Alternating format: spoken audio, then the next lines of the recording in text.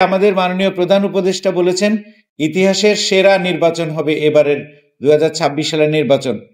আমরা 2026 সালের এই নির্বাচনে আমাদের যে কাজকর্ম, আমাদের যে দায়িত্ব, সেটা আমরা সুষ্ঠুভাবে পালন করে দেখিয়ে দিতে চাই যে এখানে এই দেশে অবাধ, সুষ্ঠু, নিরপেক্ষ নির্বাচন সম্ভব। এই পুলিশ জনবান্ধব পুলিশে পরিণত হতে চলেছে। এই পুলিশ জনগণের পক্ষ হয়ে কাজ করবে। এই পুলিশ কোনো অন্যায়ের কাছে মাথা নত করবে না। নির্বাচন কমিশন কারো পক্ষপাতিত্ব বরদাস্ত করবে না, কারো পক্ষে কথা বলবে না।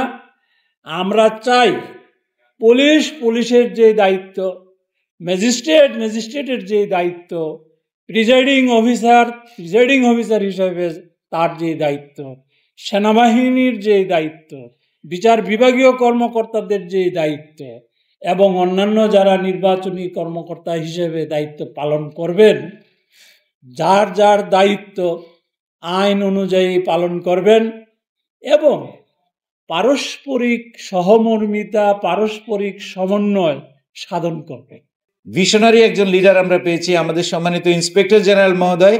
তার নিজস্ব উদ্যোগে এই 1,52,000 পুলিশ সদস্যকে নির্বাচনের জন্য ট্রেনিং দেওয়া হচ্ছে এবং সারা বাংলাদেশে প্রতিদিন আজকেও 130টা প্রতিষ্ঠানে, প্রত্যেকটা প্রতিষ্ঠানে 100 জন করে, অর্থাৎ 13,000 প্রশিক্ষণার্থীকে 3 দিনের এই প্রশিক্ষণ দেওয়া হচ্ছে। আজকেও সারা বাংলাদেশে 13,000 প্রশিক্ষণার্থী এই প্রশিক্ষণটা গ্রহণ করছেন। আমাদের সিলেট মেট্রোপলিটন পুলিশ এখানে 100 জন প্রশিক্ষণ গ্রহণ করছেন। আমাদেরকে চ্যালেঞ্জ হিসাবে নিতে হবে, দেখিয়ে দিতে হবে এদেশের পুলিশ বাহিনী, এদেশের সিভিল সার্ভিস, এদেশের চাকরিজীবীরা কারোর কাছে, অন্যায়ের কাছে মাথা নত করে না। আমরা কারোর কাছে মাথা নত করব না। নির্বাচন কমিশন থেকে আপনাদের কাছে সুস্পষ্ট মেসেজ হচ্ছে, নির্বাচন কমিশন নিরপেক্ষ, নির্বাচন কমিশন কোনো অন্যায়ের প্রতি মাথা নত করবে না, নির্বাচন কমিশন সাংবিধানিক প্রতিষ্ঠান, নির্বাচন কমিশন শুধুমাত্র আইন কানুনের উপর দায়বদ্ধ।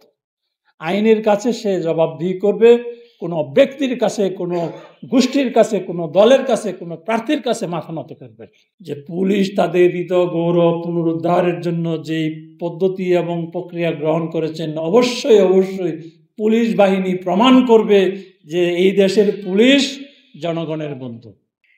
আজকে আমাদের সকলের চ্যালেঞ্জ, সকলের প্রত্যাশা যে একটা ভালো নির্বাচন, অবাধ, সুষ্ঠু, নিরপেক্ষ নির্বাচন।